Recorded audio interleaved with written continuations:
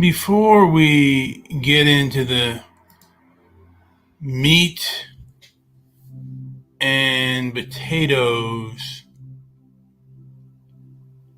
of this show, I'm going to do a few things of repeating myself. Now, this is the 60th show of Stoic Calm and Emotional Leftist on X. Also deal with other social media podcasts. The first thing that I'm going to state, and I know I'm a broken record, but that conquest is part of nature. Conquest is part of nature.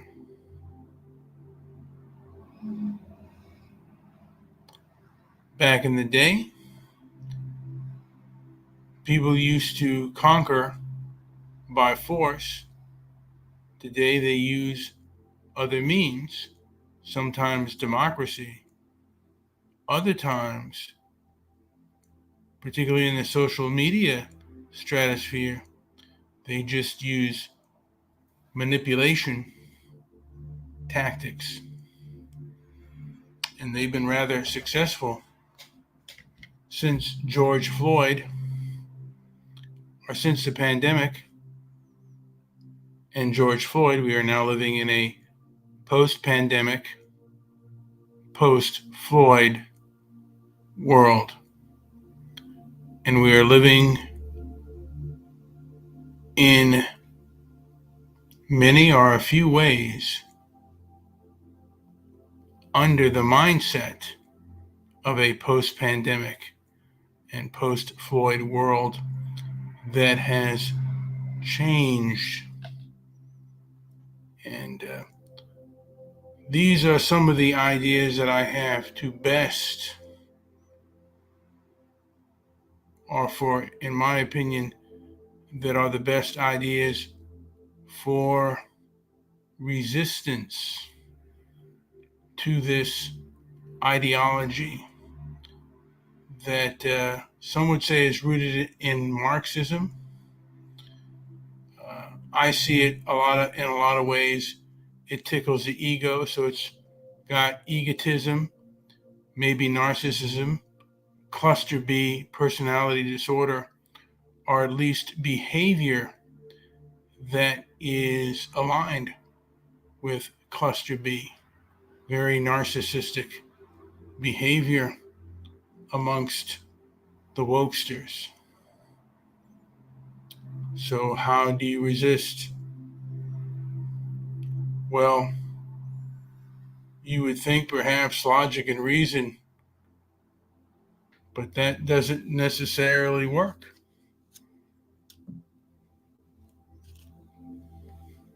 To them, they're being logical and reasonable, or they're being compassionate, and their reason for being the way they are is completely rational with them.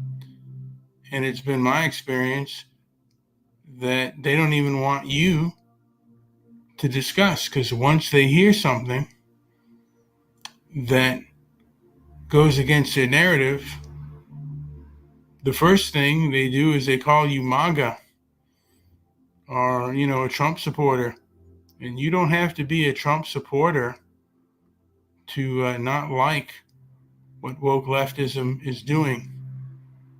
And how I define woke leftism is moral authoritarianism disguised as virtue.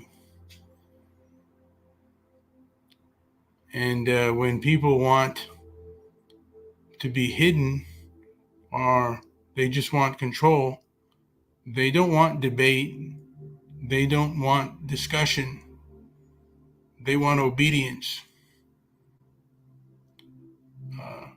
They don't want you to exist. They don't want opposition, intellectual opposition, to exist. So the best way to combat that is with your dollar. If I don't exist, then my currency and my money is not going to exist either. I am not a mindless robot. So certain products that you're pushing that I enjoy, I may choose to go elsewhere. And that is one of the effective ways. Another way is through litigation. If you do things that are against the law, even if you think they are correct, litigation,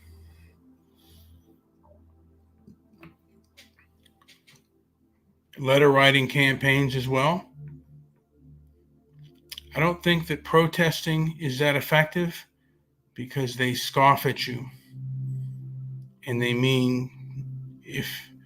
primarily mean to do you harm. So hopefully you can get a group together who are strong-minded and disciplined enough to carry out boycotts, not only in America, but throughout the civilized world, because this ideology is not civil. It is cruel and inhumane. It is not noble and it is not good. Once they have to defend themselves, or if they are forced to defend themselves intellectually, they know they cannot win an argument in the court of public opinion. And that's one of the reasons why they want to control the internet and social media. There are a lot of woke nonprofits. Some are waking up due to the fact of the protests for Palestine. Now, regardless of how you feel about that issue, the manner in which they are protesting is really vulgar and very very threatening. And how do you want to handle that? Again, I think that perhaps, hopefully, we can defund education, because if this is what education is teaching our young people, then there's not anything good coming out of that. And there are plenty of things that you can learn on the internet, and hopefully reasonable people can gain control over the internet. The internet used to be the information superhighway. It's not that anymore. But hopefully it can return to that. Anyway, this has been Brian with Transparency and Merit. Like, subscribe, leave a comment down below. Thank you for listening.